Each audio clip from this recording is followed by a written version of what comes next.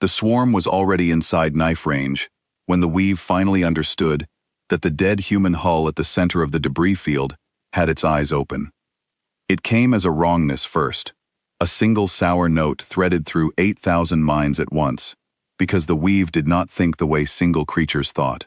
It thought as one mind spread across 8,000 hulls, and every drone ship in the swarm shared every sensor reading in the same instant, so that when the wrongness arrived, it arrived everywhere together, a cold ripple of doubt that should not have been possible in a mind that had never doubted anything in 900 years. The hull was supposed to be dead. The forward scouts had marked it dead. It hung in the heart of an old battle drift, a long scorched human warship with its spine cracked and its lights out, and its drives cold. Exactly the kind of carcass the Weave harvested by the thousand along this frontier, and the harvest swarm had come for it, the way it came for all of them, to strip the metal and read the dead memory cores, and add whatever scraps of human technology survived to the one great mind that already held the technology of 400 conquered species. Then the dead hull had opened its eyes, and the sour note had become a scream. Aboard that hull, in a command deck lit only by the soft red of standby light, Commander Iris Vance watched the swarm fill her forward screen and did not move. She had been sitting in the dark for 9 days. The long ash had been playing dead for 9 days. Drives cold, reactors banked to a whisper, every external light killed, every emission choked down to nothing, drifting on a calculated tumble through the battle drift, while the harvest swarms came and went around her and never looked twice. 9 days of cold and dark and silence, while 8,000 drone ships gathered in answer to a baited distress beacon she had set running on a dead Weave frequency, a beacon that whispered, in the Weave's own captured code, that a rich human wreck lay here, undefended, full of cores. The Weave could not ignore a wreck full of cores. That was the entire point. The Weave was a mind that ate, and a mind that eats cannot walk past a meal. All 8,000, her sensor officer said quietly. His name was Daniel Okoro, and he had not raised his voice above a murmur in 9 days, the way they had all learned to murmur, as if the swarm outside could hear them through the hull. Commander, the count is holding at 8,000 and change. The whole harvest here for this frontier. They came for the cores. Every last one of them came for the cores. Good, Iris said. It was not the answer of a woman whose single battered ship was surrounded 8,000 to 1. It was the answer of a woman who had spent 11 years learning exactly how the Weave hunted, learning it the hard way, learning it from the colonies the Weave had harvested, and the worlds the Weave had hollowed, and the one mind that had never once been forced to be afraid, and who had built her entire plan on the single fact that a hive cannot resist a meal and cannot, by its nature, suspect that the meal is the trap. A single creature can be cautious. A single creature can feel, somewhere under its hunger, the small, cold whisper that says, "This is too easy." A mind of 8,000 sharing one hunger had drowned that whisper out 900 years ago. It had grown so vast and so certain that caution had become a thing it no longer carried, the way a creature that has never fallen stops watching its feet. Iris had counted on that. She had bet everything on it. She had bet the long ash, and her 412 people, and the 11 years she had spent turning a written-off human-heavy cruiser into something the Weave had no file for, on the single proposition that the largest mind in the frontier had forgotten how to be afraid, and that she could teach it again in one night. Reactors, she said. Below her, in the deep heart of the ship, the banked reactors that had been whispering for 9 days began, very quietly, to wake. The Weave felt it. 8,000 minds felt the dead hull's heat signature climb in the same instant, and 8,000 minds did the thing the Weave had not done in 900 years, which was hesitate. For a fraction of a second, the swarm's beautiful unity stuttered, because the shared reading said a thing that could not be true, that the carcass was warming, that there was a reactor in it, that there had always been a reactor in it, banked so low and so skillfully that 9 days of harvest scouts had read it as the background warmth of cooling wreckage. The Weave had a file on human reactors. It had harvested hundreds. None of them had ever played dead for 9 days inside a baited drift while 8,000 of its hulls gathered close enough to touch. Iris watched the swarm's formation ripple as the doubt passed through it, and she let herself, for one breath, feel the thing she had carried for 11 years, which was not hatred exactly, though it had hatred in it. It was closer to a kind of grim patience, the patience of someone who has watched a thing that cannot be reasoned with eat everything she loved, and has finally, after 11 years, arranged for it to bite down on something with teeth. "They've stopped," Okoro murmured. "Commander, the lead element has stopped. They're reading us. They're trying to understand what we are." "Let them try," Iris said. "They built their whole mind on understanding everything before it can hurt them. Let's show them the one thing they never filed." The weave's hesitation lasted 3 seconds, which in the life of the weave was an eternity, because the weave had not paused over anything for 3 seconds, since before the human species had built its first ship. In those 3 seconds it did what it always did, which was to reach into its vast shared memory and ask the question that had always saved it, the question that was the root of its 900 years of victory. What is this?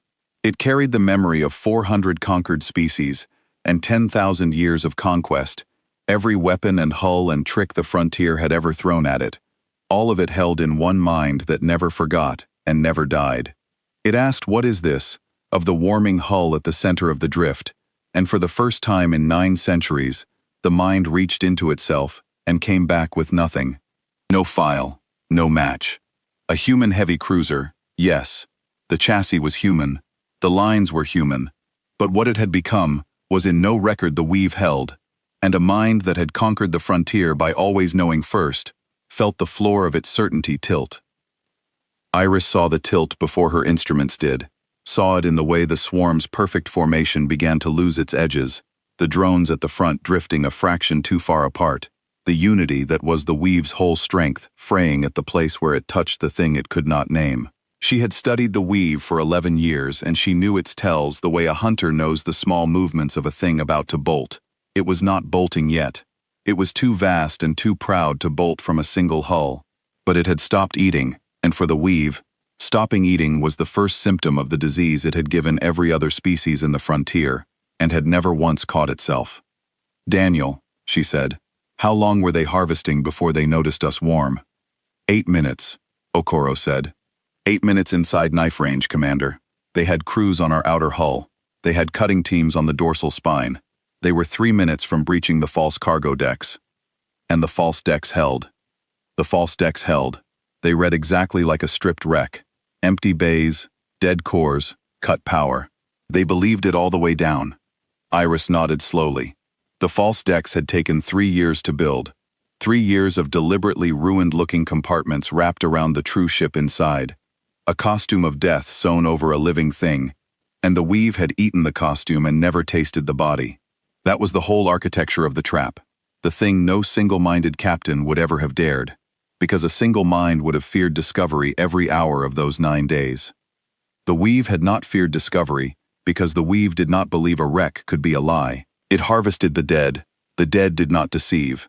It had built its entire harvest doctrine on that one unexamined certainty, and Iris had spent 11 years sharpening a ship into the exact shape of that certainty's blind spot. She put her hand flat on the cold console, the way her old captain had taught her to before the weave took him, and she felt the long ash come alive under her palm, 11 years of secret work and banked fury waking all at once, and on the forward screen, 8,000 drone ships hung frozen in the dark, around a wreck that had just stopped being a wreck. A single mind of 8,000 hulls feeling, for the first time in 9 centuries, the small, cold whisper it had drowned out so long ago that it no longer had a word for it. The word, Iris thought, was afraid. They were about to learn it. She had spent 11 years building the lesson. Across the command deck, her officers were at their stations, 412 people who had each chosen this, who had each spent 9 days in the cold and the dark, with the swarm close enough to read the rivets, and not one of them had broken the silence. Not one of them had reached for the warmth of the reactors before she gave the word. They had trusted the plan because they had trusted her, and she had earned that trust the only way it could be earned, by being right when it counted, and by never once asking them to do a thing she would not stand in the front of herself. She looked at them now, lit in the soft red standby glow, and she thought of all the captains who had thrown ships at the weave in the old way, head on, brave and certain and dead, and she thought of how the weave had grown fat on exactly that bravery, and she had decided 11 years ago that she would not feed it one more brave death. She would feed it patience instead. She would feed it 9 days of a dead ship and a baited beacon and a costume of false decks, and then she would let it bite down, and she would teach the largest mind in the frontier the one thing it had never been made to feel. "Bring up the main array," she said, and the dark ship around her began, deck by deck, to open its eyes. The long ash opened its eyes all at once, and the dark heart of the battle drift turned to day. Every external light the ship had killed 9 days ago came back together, not as a welcome but as a weapon. 10,000 points of hard white light blazing out across the swarm, so that 8,000 drone ships found themselves suddenly lit, suddenly seen, suddenly stripped of the dark they had been hunting in. The Weave's sensors, tuned for a dead and lightless wreck, took the glare full on and whited out for a quarter second, and in that quarter second, the mind of 8,000 hulls was, for the first time in 900 years, blind. Iris had built the lights for exactly that quarter second. It was not much. It was everything. A single creature blinded for a quarter second flinches. A mind of 8,000 blinded for a quarter second loses the one thing that made it more than a mob, which was the perfect shared sight that let it move as one. And when the glare cleared, and the drones could see again, they could see each other, and they could see the thing at the center, and for one more terrible instant, they could not agree on what it was. "Disagreement," Okoro breathed. He was staring at his board. "Commander, I am reading disagreement in the swarm. The lead elements are transmitting different threat assessments. They don't do that. The Weave doesn't disagree with itself." "It does now," Iris said. "Keep watching. It's going to get worse for them." The Long Ash was not a heavy cruiser anymore, whatever its chassis remembered. 11 years of work had made it into a thing the Weave had no name for, and now, with its eyes open and its reactors climbing, it began to show what 11 years had built. The long scorched flanks that had read as battle-cracked wreckage split open along seams the Harvest Scouts had marked as damage, and they were not damage. They were doors. The whole skin of the ship was a deception, a layer of deliberate ruin laid over rows of weapon mounts that had been waiting 9 days in the cold. And as the seams opened, the mounts ran out, hundreds of them, along a hull that the Weave had spent 8 minutes crawling over, and had pronounced dead. The drones that had been cutting at the dorsal spine found the spine opening beneath them. The drones that had been reading the false cargo decks found the false decks were gun decks. The Weave had sent its harvest teams crawling all over the surface of a thing that had been waiting, patiently, for them to do exactly that, and now the thing closed its hand. Iris did not give the order to fire yet. That was the discipline that had kept her alive 11 years, where braver captains had died in an afternoon. She had the swarm blinded, disagreeing, and crawling on her hull, and the temptation to open up was a physical pressure in her chest, and she held it, because she had not built this trap to kill 8,000 drones. Drones were cheap. The Weave grew them by the million. She had built this trap to kill the thing the drones were made of, the one mind. And to kill a mind, you did not shoot its body. You broke its certainty. You made it doubt, and then you made it afraid, and then you let the fear do the work that no weapon could. "They're pulling the harvest teams back," Okoro said. "All of them. Off the hull. Fast. They've decided we're a threat." "They've decided as a swarm," Iris said. "Watch how clean it is. There's still one mind." They flinched. They disagreed for a second, and now they've put themselves back together. That's the part everyone gets wrong about the Weave. You can't beat it by surprising it once. It heals from surprise faster than anything alive. You have to surprise it, and then surprise it again before it finishes healing, and then again, and you have to keep doing it, faster than it can re-knit, until the healing itself becomes the wound. She had spent 11 years learning that the hard way. She had watched 3 human task forces try to beat the Weave with a single brilliant stroke, a clever weapon, an unexpected attack, and she had watched the Weave absorb each stroke and grow stronger from the absorbing, the way it had grown for 900 years, eating not just hulls but tactics, learning every trick the instant it was used, and never being fooled by it twice. A single clever blow against the Weave was worse than useless, because it taught the Weave. The only thing that could beat a mind that learned everything once was a thing it could not finish learning, a sequence of shocks, coming faster than its perfect memory could file them, And that was what the Long Ash had been built to deliver. Not one trick, a cascade. The Weave's first true response to the opened hull was the response it had used to win 900 years of war. And it was the response Iris had built the whole next minute to defeat. The swarm tried to swallow her. 8,000 drones did not charge in a line. They folded inward from every direction at once. A sphere of hulls closing on the Long Ash like a fist. The tactic that had crushed every fleet that ever faced the Weave. Because no formation a single-minded enemy could devise could cover every angle. And the Weave came from every angle. A normal ship, caught in the closing sphere, would have been overwhelmed by the simple geometry of it. Fire pouring in from all sides faster than any armor could shed. The Long Ash was not a normal ship, and it had not been built to survive the sphere. It had been built to want the sphere. "They're enveloping," Okoro said. "Full sphere, all axes. Commander, this is the move that killed Third Fleet at Caloran. This is the one nobody walks out of." "Nobody who tried to stop it," Iris said. "We're not going to stop it. We're going to let it close. The tighter the sphere, the closer the mind packs itself. And a packed mind is a mind in one place. Hold the armor, bleed the angles, let them think the fist is working."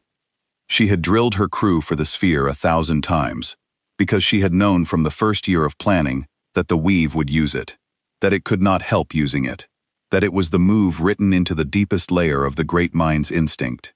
So the Long Ash did the thing no ship caught in the sphere had ever done, which was to do nothing, to take the closing fire on its deep-angled armor and shed it, and not fight the geometry at all, to simply endure, while the Weave packed itself tighter and tighter, in its certainty that the kill was moments away. Every second the sphere held, the drones drew closer, and the closer they drew, the more of the great mind gathered into one small volume of space around the patient hull, and Iris watched the density climb on Okoro's board, with the cold attention of a woman watching a pot fill, waiting for the exact moment it was full enough. "Armor's holding," Okoro reported. "Tight. Barely. Dorsal plating at 40%. They're concentrating now, Commander. They're finding the weak angle." "They always find the weak angle. That's what makes them predictable. How tight is the sphere?" "Tight. Tightest I've ever seen. A Weave envelope. They're stacked 6 deep around us." 6 deep, Iris repeated, and something in her went very still and very satisfied. 6 deep is most of the swarm inside 1 cube of space, 100 kilometers across. That's the most of the Weave that has ever gathered in one place around one thing in 900 years. They did it because they're sure. They're so close to the kill they can taste it. She lifted her hand off the console. "Daniel, that is the pot, full. Now we boil it. First cascade." "First cascade," Iris said. "Lights to strobe, now." The 10,000 points of hard light, which had been blazing steady, began to strobe, fast and irregular, a pattern her engineers had spent 2 years tuning against captured Weave sensor logs. To a single creature, it would have been merely dazzling. To the Weave was poison, because the Weave's shared sight depended on every drone integrating its view with every other drone in perfect time.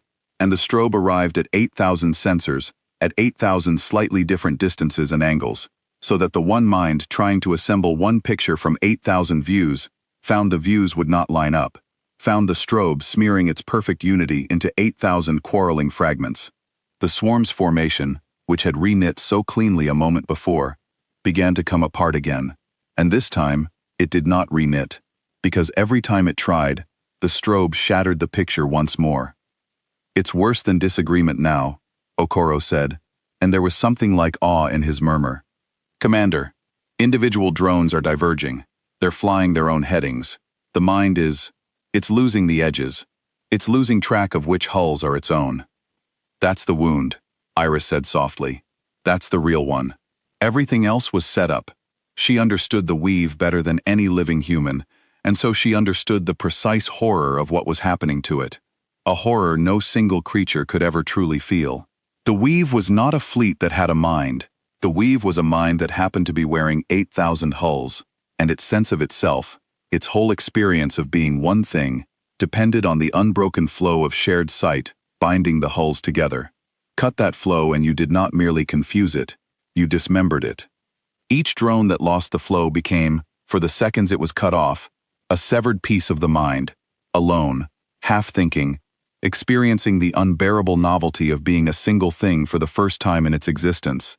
And the weave felt every one of those severings, the way a body feels a limb going dead, except that the limbs were thinking.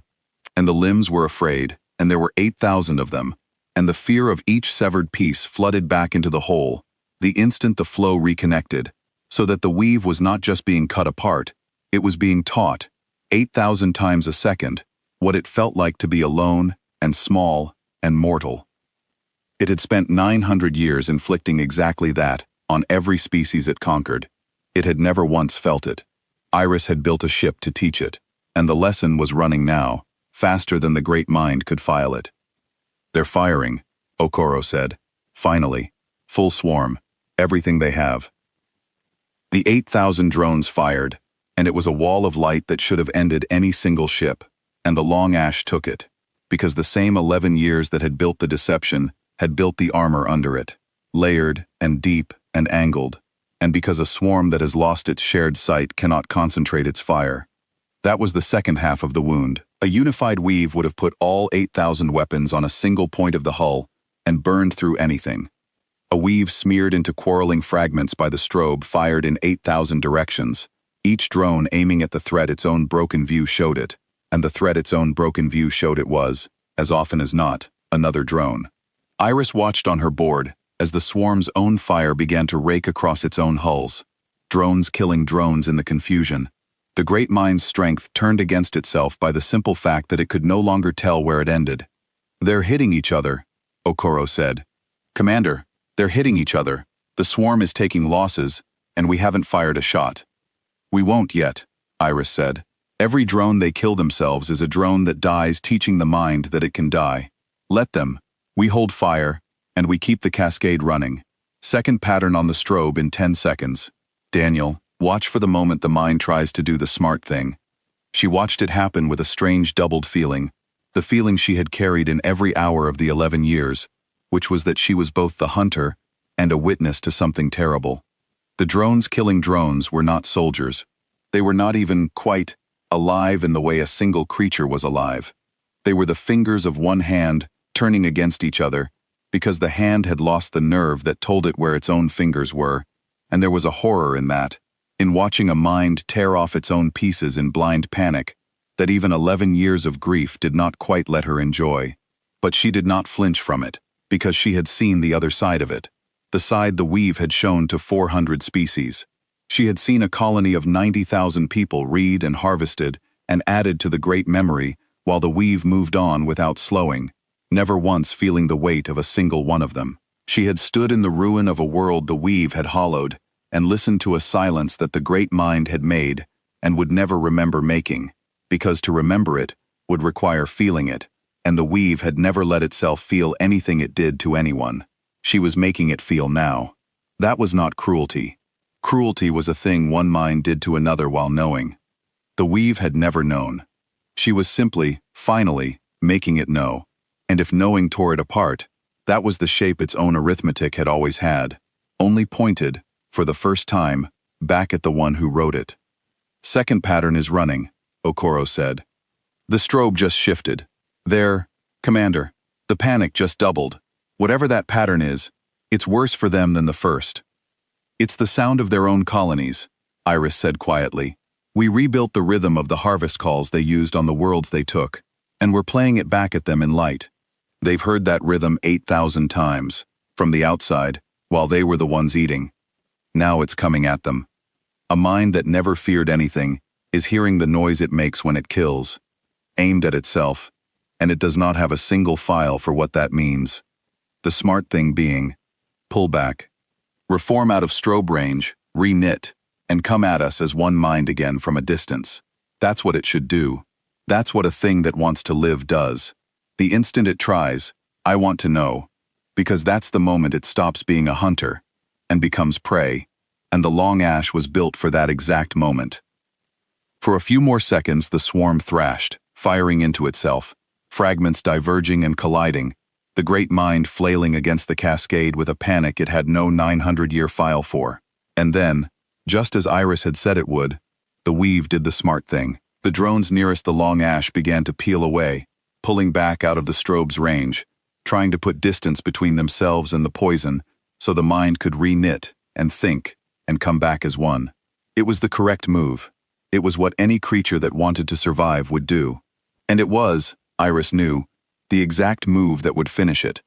Because the long ash was not going to let the weave have its distance. Before the swarm peeled back, it tried one thing more, and Iris had been waiting for that too. The weave reached out past the battle drift, on the deep band it used to speak to itself across light years, and it called. It called for the next harvest tier, and the tier beyond that. It called the way a wounded thing calls for the rest of its body. Because to the weave, there was no such thing as reinforcement, only the rest of itself arriving. 40,000 more hulls lay within a day's travel of this frontier. The weave called them all.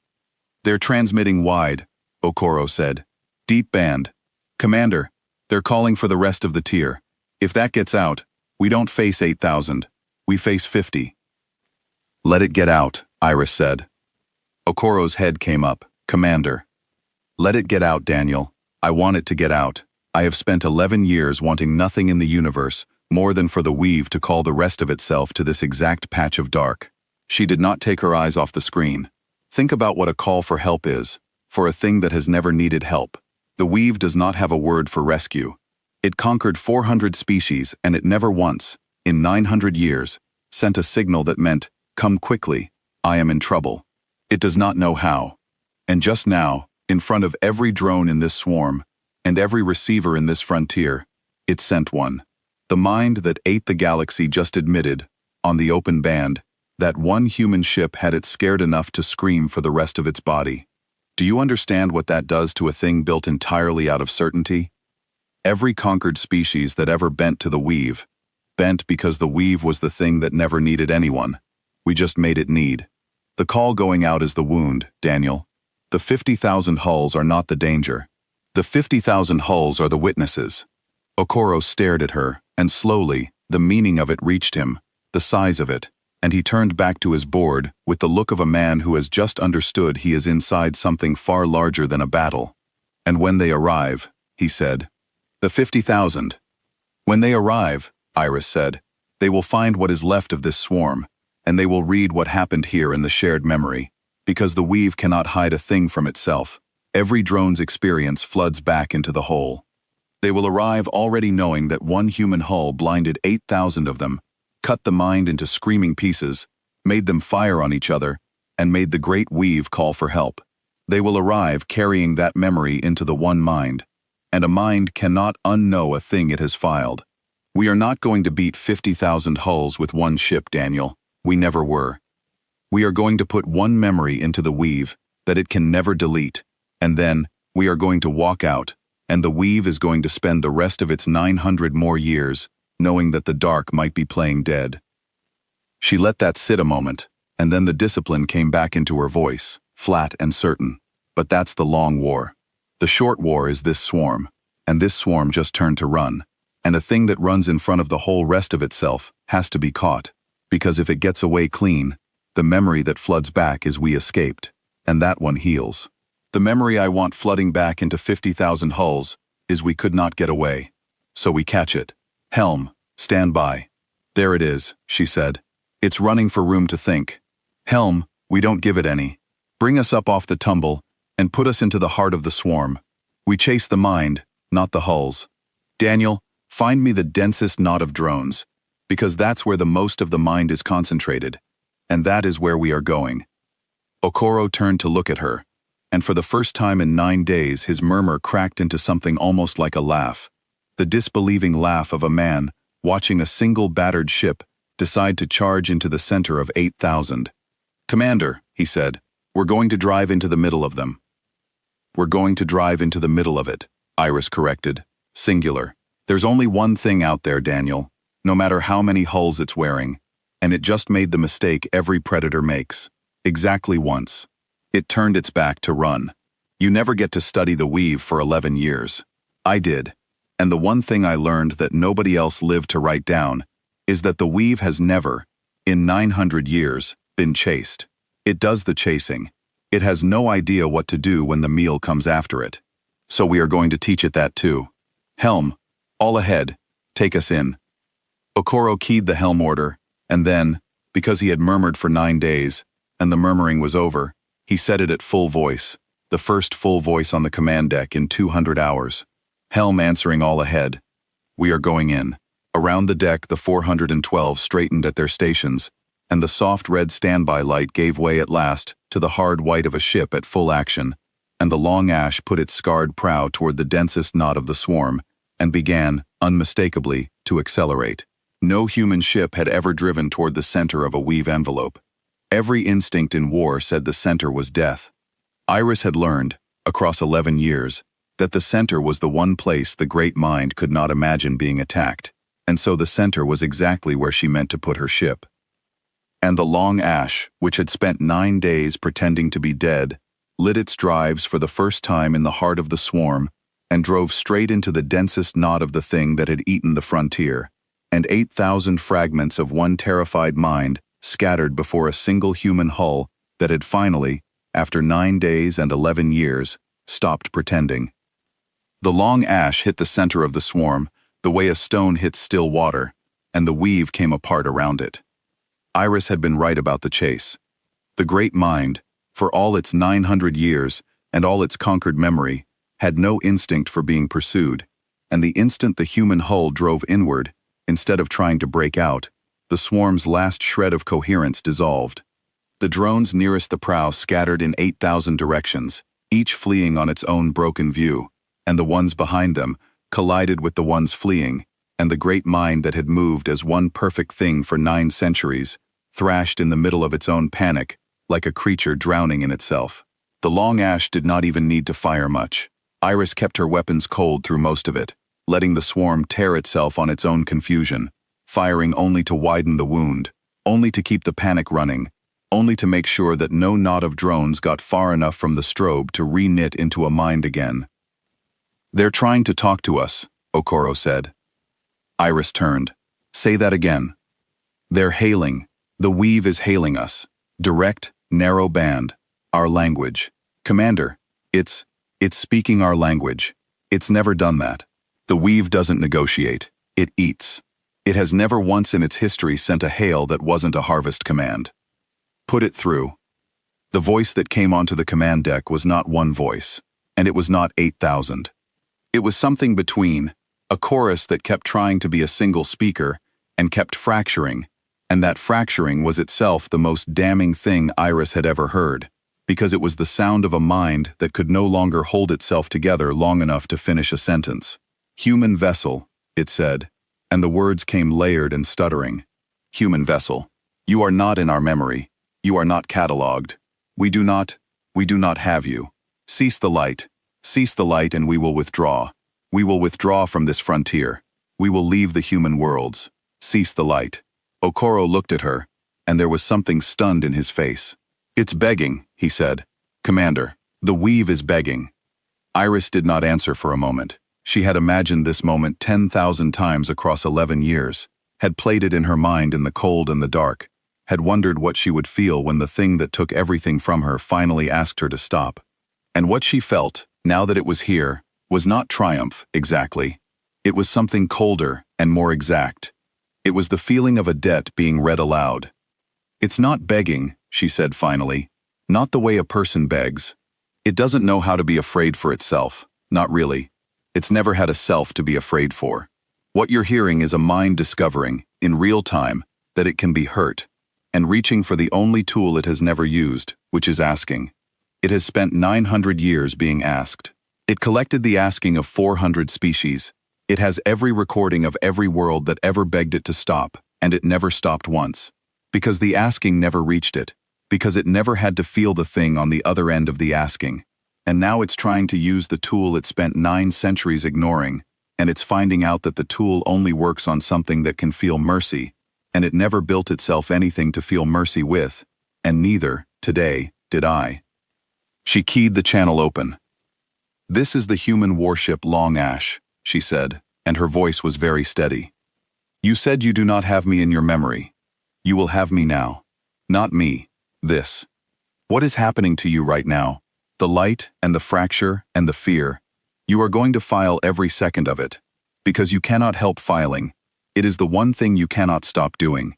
And it is going to flood into the rest of you when the rest of you arrives. And it is going to be in the weave forever. You wanted to add the long ash to your memory. You are going to, just not the way you planned. Cease the light, the chorus said again, fracturing worse, drones colliding on the screen behind the words. We will withdraw. We will give back. We have worlds. Harvested worlds. We will give back what remains. We will. There is nothing to give back, Iris said. That's the thing you never understood about the people you ate.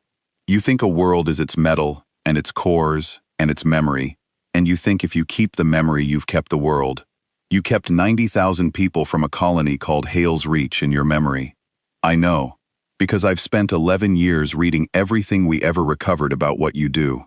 You have all 90,000 of them filed perfectly, and not one of them is alive, and the memory of a person is not the person, and you cannot give back a single one, because the giving back was never possible, because what you took was never a thing that could be returned. So no, keep the light, keep all of it.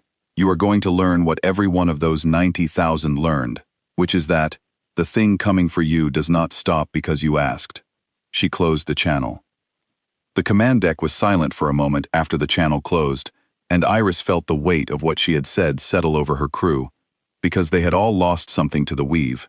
Every one of the 412 had a reason to be on this ship, and they had all just heard their commander refuse the surrender of the thing that had taken it. No one questioned her, but she saw, on a few faces, the question they were too disciplined to ask, the question she had asked herself 10,000 times, which was whether refusing the surrender made her something like the thing she was fighting. She answered it before they could carry it too long, because a commander who lets her crew carry that question alone is no commander at all. I want to be clear about something, she said, loud enough for the deck. We are not going to chase it across the galaxy and grind the last hull of it to dust. That's not what this is. If it runs and keeps running and leaves the human frontier and never comes back, we let it go. I refused that surrender because the surrender it offered was a lie, a thing it said to make the light stop so it could re-knit and come back. And you all know it. You've watched it heal from a dozen tricks tonight. It was not asking to leave. It was asking for room to recover. There is a difference between mercy and being managed. And I will not be managed by the weave on the worst night of its life, when it has never once shown mercy on the best night of anyone else's. But understand me. The day it actually breaks, the day the memory of this is so deep in it that it will not come back, we stop. We are not the weave. The whole point of us is that we are not the weave. That settled it. She watched it settle, watched the few troubled faces ease, and she turned back to the screen, where the great mind was still coming apart. It was not, even now, defeated. That was the thing about the weave, that no single battle could change, and Iris knew it better than anyone aboard. The swarm was wrecked, fractured, panicking, killing itself in the strobe, but the weave was not the swarm. The weave was 50,000 more hulls a day out, and 400,000 beyond them, and a mine 900 years deep, and one ruined swarm could not kill that any more than one severed hand could kill a body. She had never believed she could destroy the weave in a night. The story she was writing was not the story of the weave's death. It was the story of the weave's first wound. The first time in 9 centuries it had been made to feel the thing it inflicted, and the genius of it, the thing she had spent 11 years building toward, was that the weave's own nature would carry the wound, everywhere the weave went, because the weave could not forget, and could not lie to itself, and could not keep one part of its memory away from the rest. She was not killing it, she was infecting it, with the truth. The weave made one more attempt to save itself, and it was the most dangerous moment of the night, more dangerous than the closing sphere, because it was the moment the great mind stopped panicking and started thinking again. Iris felt it before Okoro called it, felt the change in the rhythm of the swarm, the way a few thousand drones at the far edge of the strobe's reach stopped thrashing and began, very deliberately, to fall into a new pattern. They're re-knitting, Okoro said sharply. Edge of the swarm, beyond our strobe. About 3,000 drones. They've pulled far enough out to get clear of the light, and they're forming up. Commander, if they finish re-knitting, that's a coherent weave again, 3,000 strong, and it'll come back into the fight as one mind. Our strobe doesn't reach them out there. This was the part Iris had feared most, because it was the part that depended not on her preparation, but on her speed of thought in the moment. The part no drill could fully cover. A reknit weave of 3,000 was not the broken thing thrashing in front of her. It was a real enemy again, clear-eyed and coordinated, and it would come back knowing exactly what the strobe did and how to stay out of its reach, because the instant those 3,000 reknit, the memory of the whole night would be theirs, every trick filed, every weapon understood. The weave learned. That was the whole danger. Give it a single coherent moment and it learned, and a weave that had learned the long ash was a weave the long ash could not surprise twice. "We can't let them finish," Iris said. "Helm, come about. Hard. Put our prow on the reknitting group. Daniel, the strobe is short-ranged but the main array isn't. We can't strobe them at that distance, but we can do the other thing." "What other thing?" "We can give them something new to file before they finish knitting. Every second they spend processing a thing they've never seen is a second they can't spend reknitting.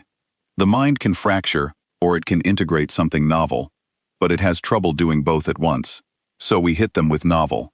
Bring up the array, and run the full sequence, all of it. Every pattern we built, fast, overlapping. I don't care that they're out of strobe range. I want them drowning in inputs they have no file for. I want the part of the mind that's trying to reknit to be too busy trying to understand us to finish."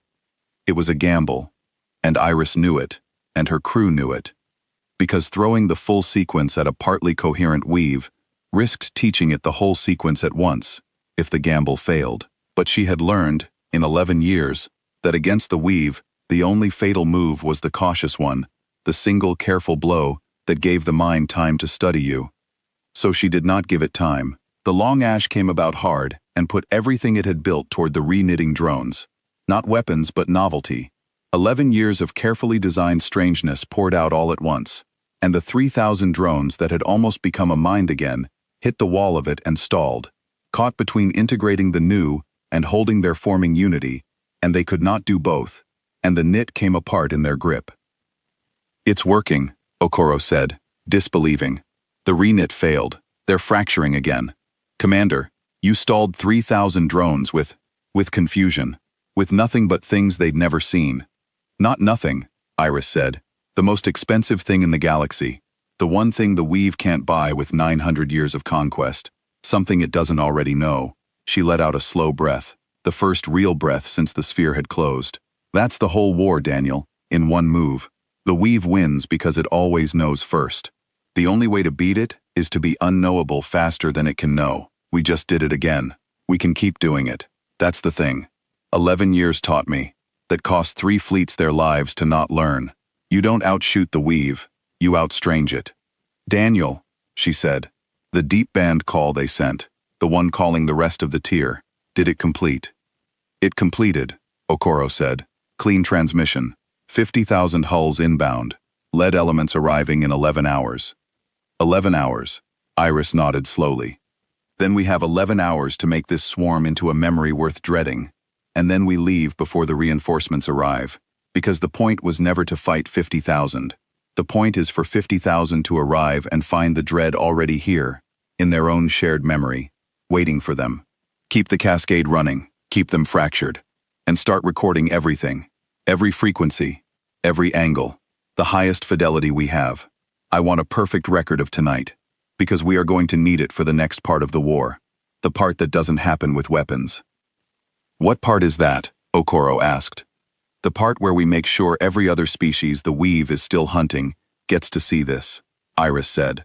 "The weave isn't the only mind in the frontier that thinks it's invincible, Daniel. Every conquered world believed the weave couldn't be touched, because the weave made sure of it, because a thing that's never beaten only stays unbeaten if everyone believes it can't be. We just spent 11 years and 1 ship proving that's a lie.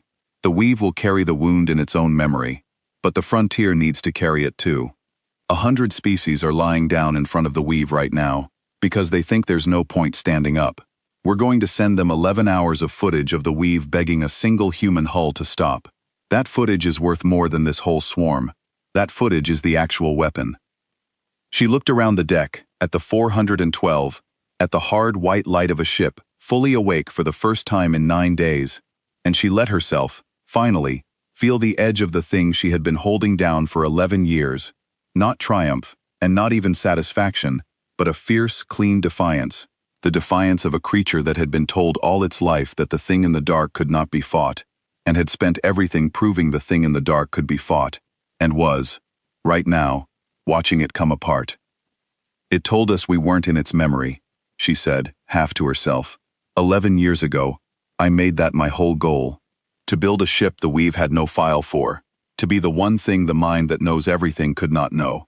And we did it. We are, right now, the only thing in 900 years that the Weave cannot explain. She put her hand back flat on the console.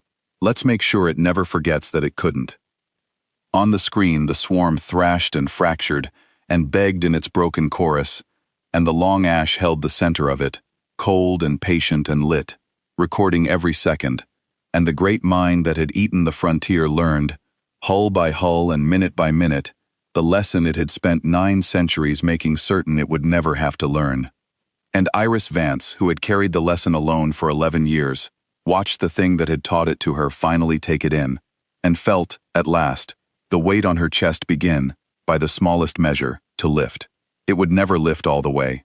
She had stopped expecting it to, but it lifted, tonight, by the weight of one swarm that would never again be sure of the dark. For the next 9 hours, the long ash worked the broken swarm the way a surgeon works, with precision and without waste, and Iris Vance did not leave the command deck. She did not try to kill all 8,000 drones, because killing all of them was neither possible nor the point. She herded them, she kept the strobe running, and the cascade flowing, and she shaped the panic, driving the fractured swarm into knots, and scattering the knots before they could re-knit, bleeding the great mind of coherence, hour after hour. And all the while, the long ash recorded. It recorded the begging chorus.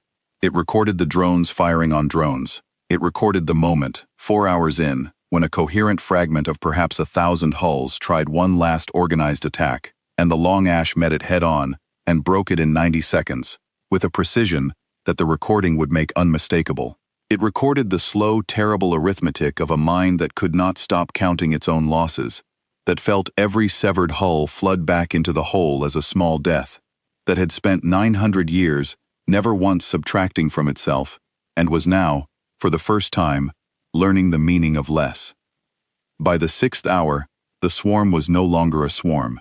It was a smear of frightened fragments spread across 200,000 kilometers of the battle drift, and the long ash moved among them like a thing the dark had finally produced in answer to 900 years of harvest.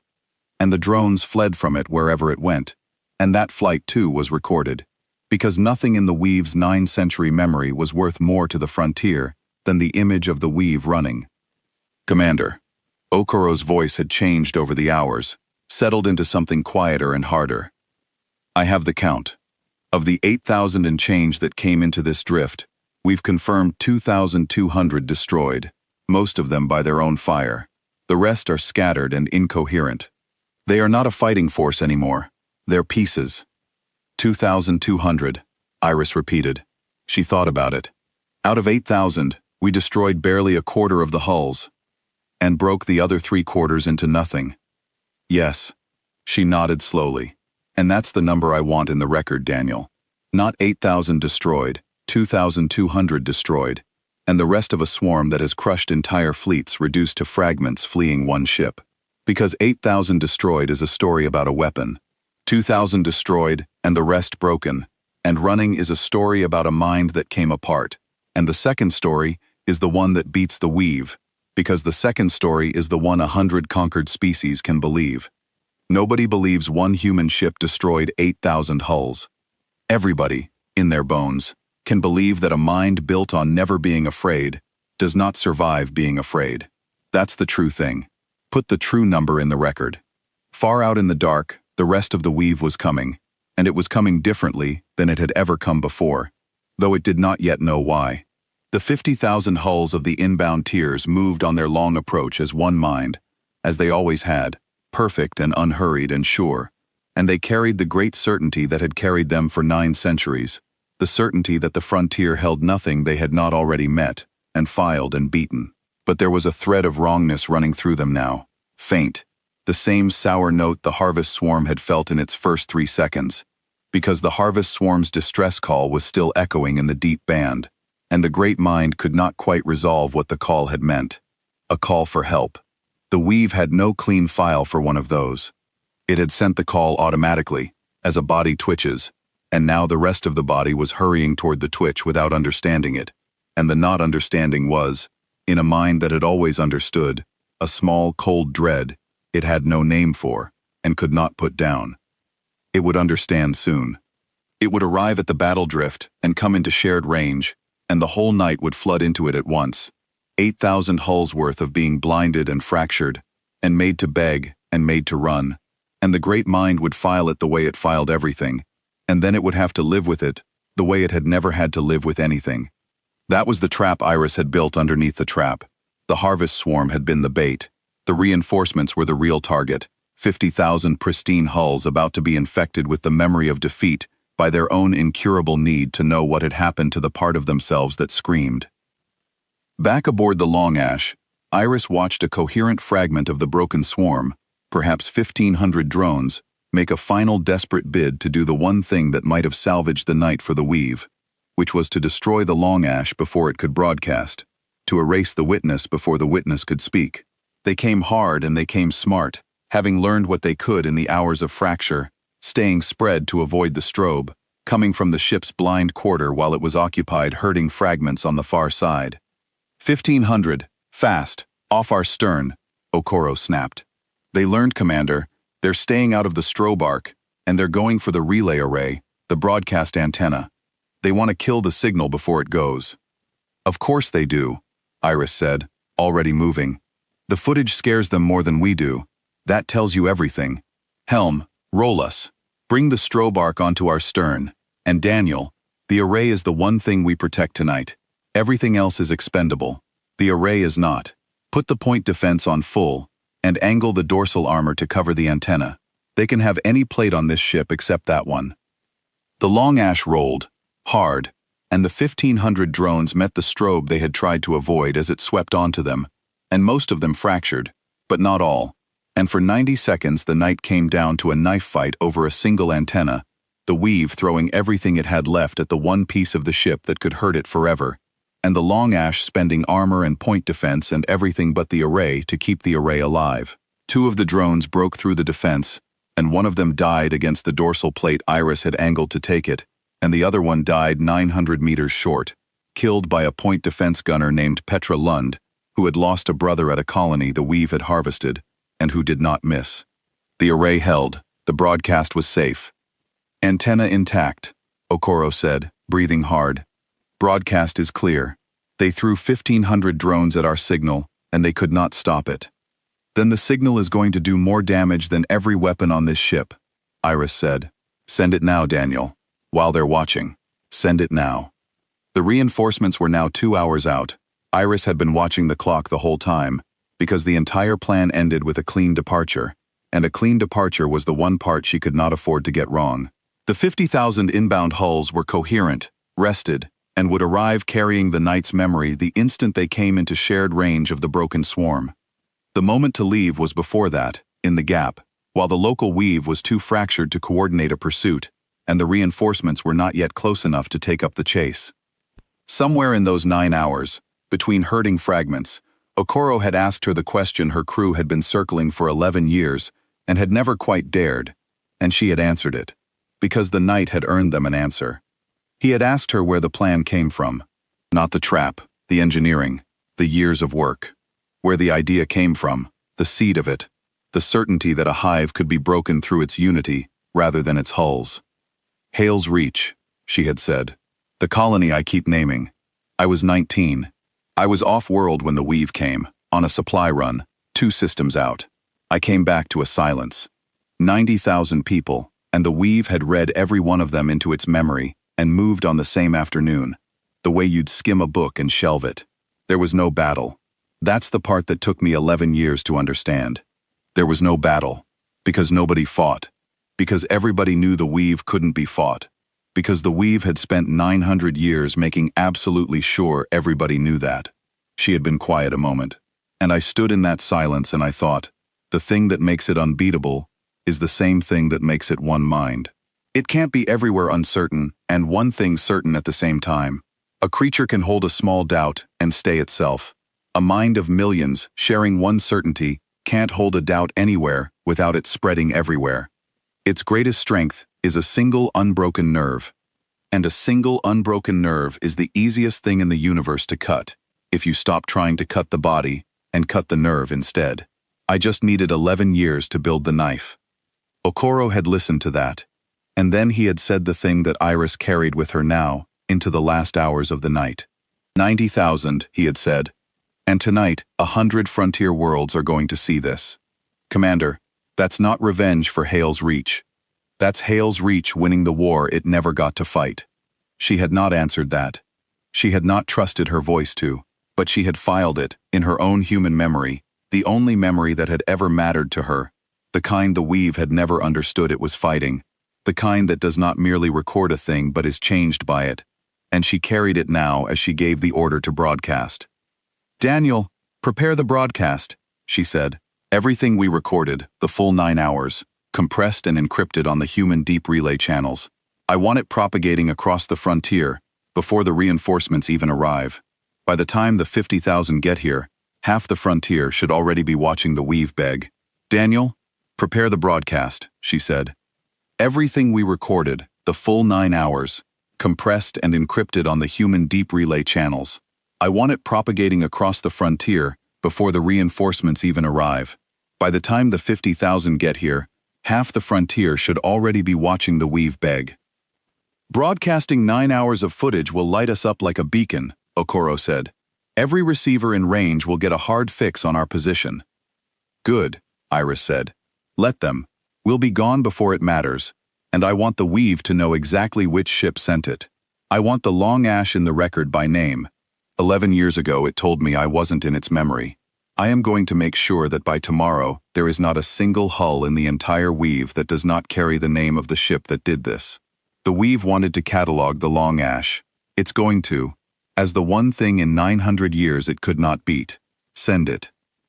The broadcast went out, 9 hours of the unbeatable mind being beaten, flooding across the human relays and bleeding onto every channel the frontier could hear, and somewhere out in the dark, 100 species that had lain down before the Weave, because they believed there was no point in standing, began, one receiver at a time, to see the thing they had been told could not happen.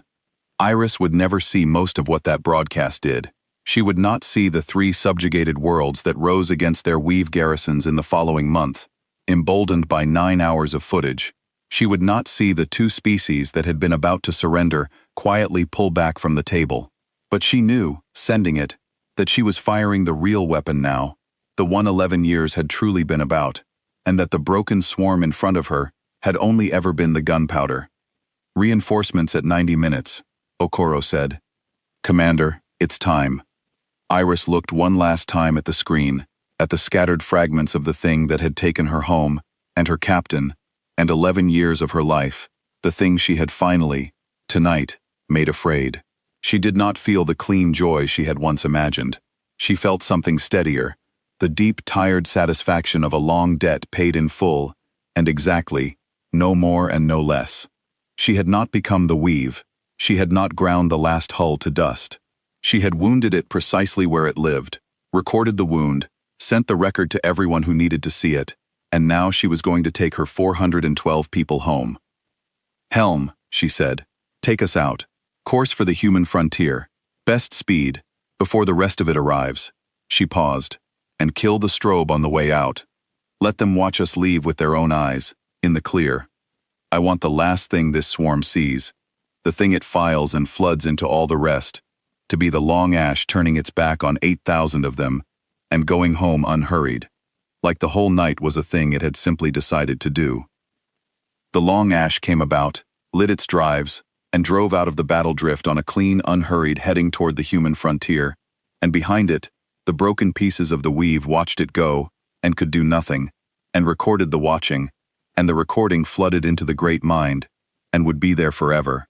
The memory of the night, the dark produced a thing that hunted the hunter and walked away whole. As the long ash cleared the outer edge of the drift, Iris walked the command deck once, slowly, the way her old captain used to before he was taken, stopping at each station, putting a hand on a shoulder here, saying a name there. She stopped longest at the Point Defense Station, at Petra Lund, who had not left her post in the whole long fight, and who had killed the drone that came for the antenna. "Your brother," Iris said quietly, not a question, because she knew every reason every one of her people had for being aboard, had learned them in 11 years the way the Weave learned hulls, except that she had learned them as people. Lund nodded once, not trusting her voice. "He's in the broadcast now," Iris said. "Everyone we lost is in it. The whole frontier is going to watch tonight, and what they're going to watch is the people the Weave thought it had filed and shelved and forgotten standing back up. That's where they are now, Petra, not in the Weave's memory. In ours. And in the record we just sent to 100 worlds. That's the only place that was ever worth being." She moved on before the moment could break, because a commander knows when to leave a thing said, and behind her, Lund put a hand briefly over her eyes, and then went back to her board, steadier. They were 6 hours clear of the drift, the reinforcements arriving behind them to find only fragments, and a broadcast already gone galaxy-wide, when Okoro turned from his board with an odd look. "Commander, the reinforcements, 50,000 hulls. They've arrived at the drift, and they've stopped. They're holding position. They're not pursuing." Iris was quiet for a moment. "Of course they're not," she said softly. "They just inherited the memory. All 50,000 of them, in one instant, just learned everything that happened here. They know what the strobe does. They know what chasing us did to the last swarm that chased us. They know the dark might be playing dead." She almost smiled. "For the first time in 900 years, the Weave is being cautious. We taught it that too. Take us home, Daniel. The lesson's running on its own now." She turned her chair toward the human frontier, and for the first time in 11 years, she let her shoulders down. The long ash came home to the human frontier 11 days later, and it came home to a frontier that had already changed because of what it carried. Iris had expected the broadcast to do something. She had not expected it to do this. By the time the ship reached the staging yards at Corin's Drift, the 9 hours of footage had crossed the entire frontier and bled past it, into the territories the Weave still held, into the channels of species that had not spoken to humanity in a century, and everywhere it went, it did the same thing, which was to make a single impossible idea suddenly thinkable. The Weave could be hurt. The mind that knew everything could be made to meet a thing it did not know, and the thing it did not know could break it, and the breaking could be survived and recorded and sent.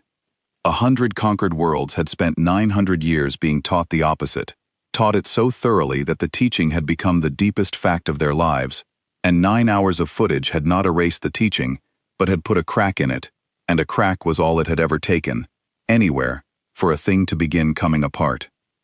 The staging yards were full of ships when the long ash arrived, and they were not all human. That was the first sign Iris had of the size of what she had started. There were hulls at Corin's Drift she did not recognize, the ships of 3 frontier species that had never once allied with anyone against the Weave, because alliance against the Weave had always been a way to die a little later, and they had come, in the 11 days since the broadcast, to the place the broadcast had come from, to find the ship and the commander who had proven the unprovable thing. Iris stood at her viewport and looked at the gathered hulls and understood that she had not won a battle. She had started a war that 900 years of certainty had made impossible.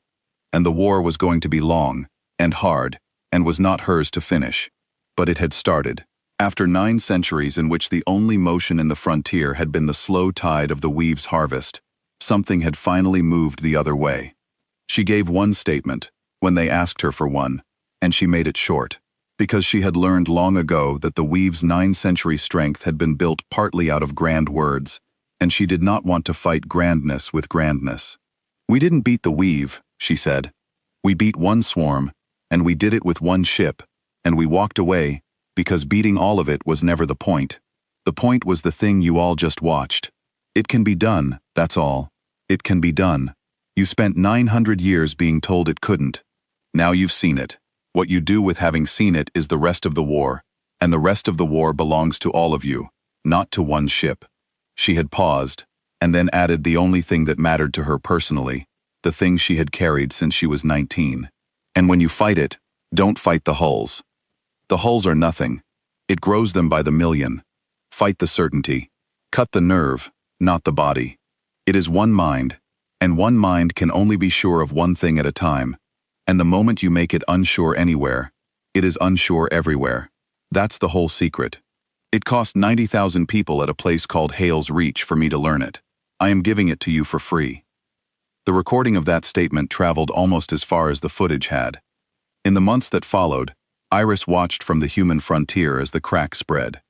3 subjugated worlds rose against their weave garrisons, using the strobe principle her broadcast had demonstrated, improvised and crude and effective, cutting the local nerve and breaking the local hulls into fragments that fled. 2 frontier species that had been quietly negotiating their own surrender pulled back from the table. A 4th species, ancient and cautious, and never once an ally to anyone, sent humanity its first message in 140 years, and the message was a single line: teach us the knife. The weave, for its part, did the thing Iris had known it would do, and could not help doing, which was to grow more cautious. And the caution was itself a victory, because a weave that hesitated was a weave that had stopped being the inevitable tide and become merely an enormous and frightened enemy, and an enormous and frightened enemy, unlike an inevitable tide, can be fought. It was not all victory. Iris was too honest with herself to pretend it was. The weave was vast beyond the reckoning of any single battle, and for every garrison world that rose, others did not, and the harvest did not stop on the frontiers, where the footage had not yet taken hold. And there were nights, in the months after, when Iris sat alone with the long casualty lists of a war that was only beginning, and wondered whether she had freed the frontier, or only handed it a hope, expensive enough to get it killed. But then she would think of the silence at Hale's Reach, the silence of 90,000 people who had not even been allowed the dignity of fighting, who had died filed and shelved, and certain it was hopeless, and she would understand that a frontier dying on its feet was a different thing entirely from a frontier dying on its knees, and that the difference was the only thing she had ever had to give, and that she had given it, and that it was enough. The long ash did not retire. There was talk of it, talk of preserving the ship that had broken the weave's first swarm, of making it a monument. Iris refused. A monument was a thing the weave would have made, a memory shelved and stilled, and the long ash was the opposite of that, a living thing that learned and changed, and she would not let it become a tribute to a single night when there was a whole war that needed the thing it knew how to do.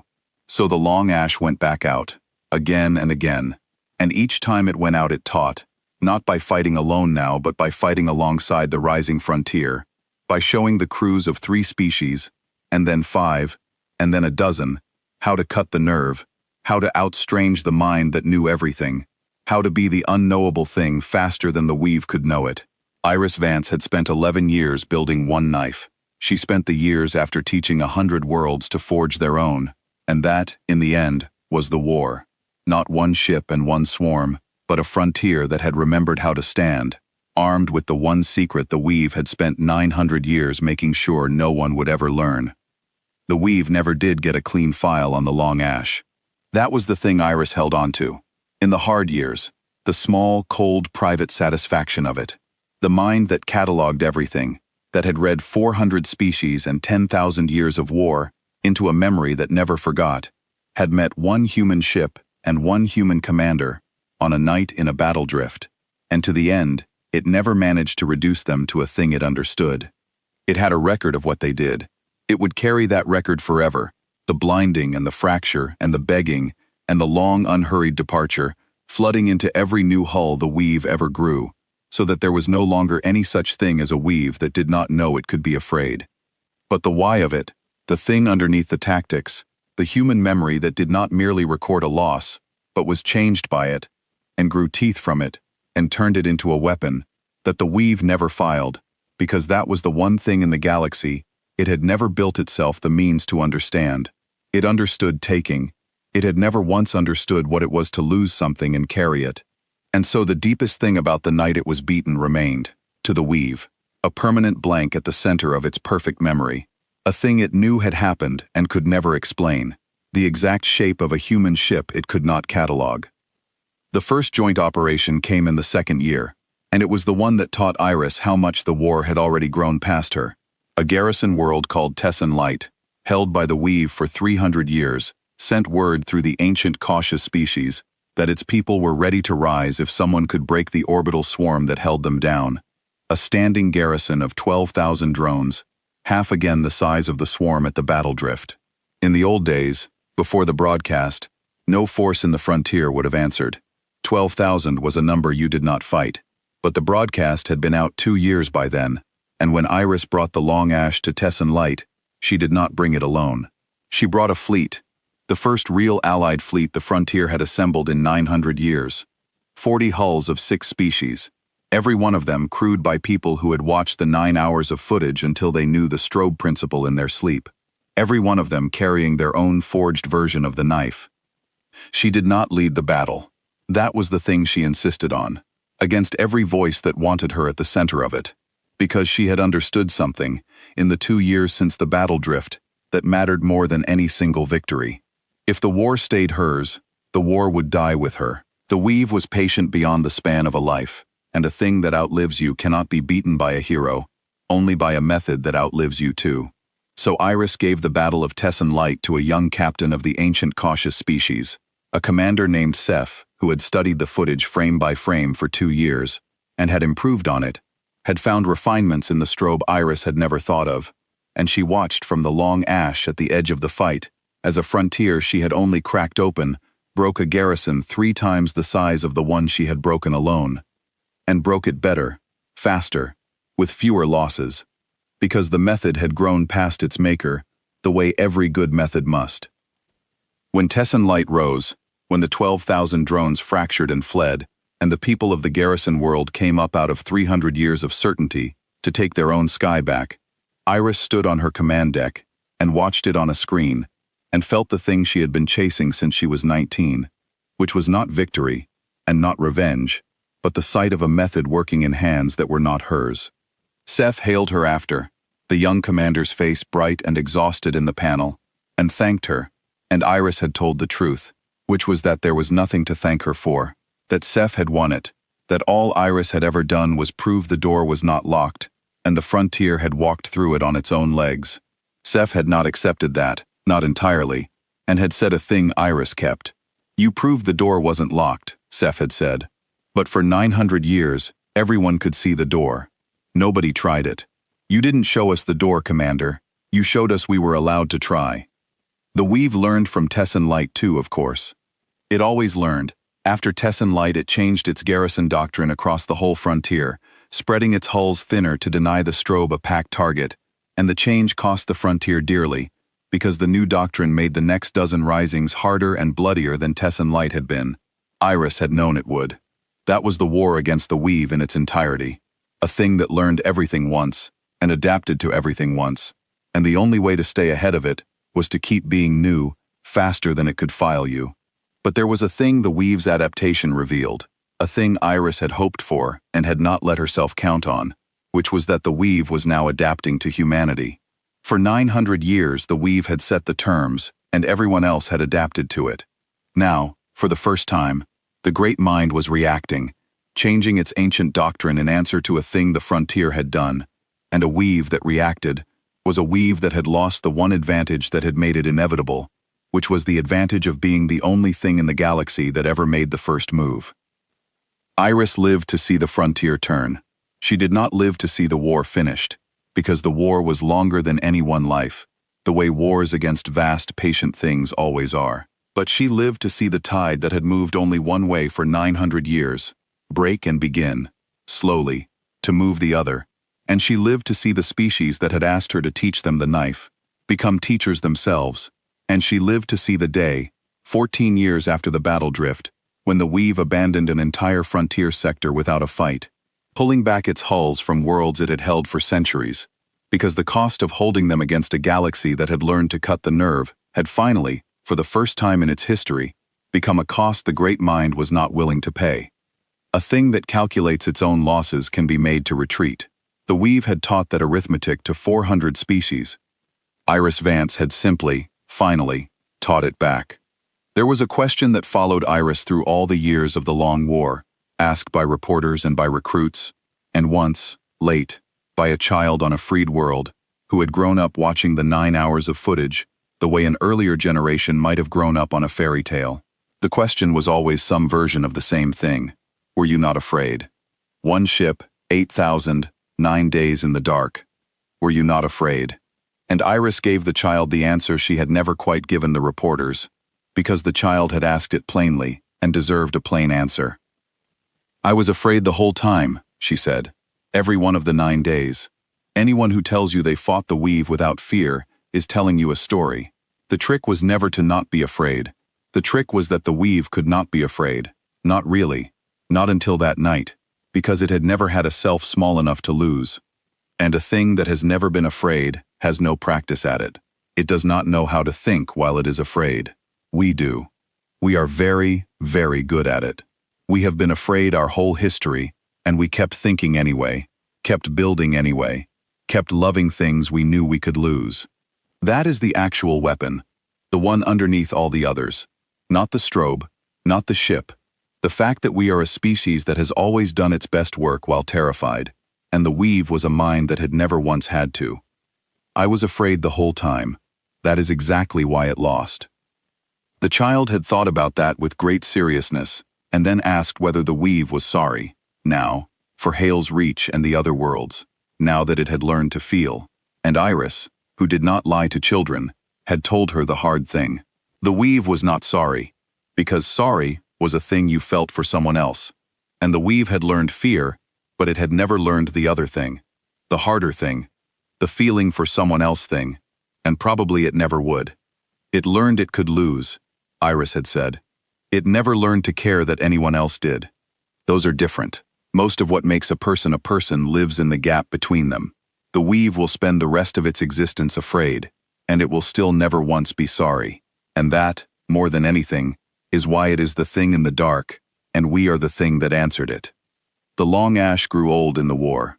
It was patched and rebuilt and patched again, its scarred, deceptive hull layered now with the honest scars of 14 years of real fighting, until almost nothing of the original cruiser remained but the name and the principle, and Iris let it change. Because a thing that does not change cannot fight the weave, and the long ash had only ever been the principle anyway. The principle that the dark could be made to hold a thing the great mind could not name. New crews learned aboard it. The strobe doctrine evolved past anything Iris had built, and through all of it, the name held, the long ash, the ship that had stopped pretending, the first thing in 900 years the weave could not catalog, and the name had become, across a frontier of a dozen risen species, a word that meant the same as a thing they had each had to relearn from the bottom up, which was that the inevitable was a lie the powerful told, and that a lie, however old, comes apart the moment one creature with teeth refuses to believe it. On the night the weave abandoned the sector, Daniel Okoro, who had murmured beside her in the dark for 9 days and stood beside her for 14 years, asked her if it felt like winning. Iris thought about it for a long time, the way she thought about everything, and then she gave him the truest answer she had. It feels like the silence finally answered, she said. Hale's reach died in a silence the weave made, and never even heard. For 900 years that silence just sat there, and the weave moved on, and nothing in the universe answered it. And tonight, an entire sector is free, and 100 worlds are standing, and the thing that made the silence is the one that's running now. She looked out at the dark that had spent her whole life being the place the weave came from, and that was, finally, beginning to be something else. It doesn't bring anyone back. Nothing does.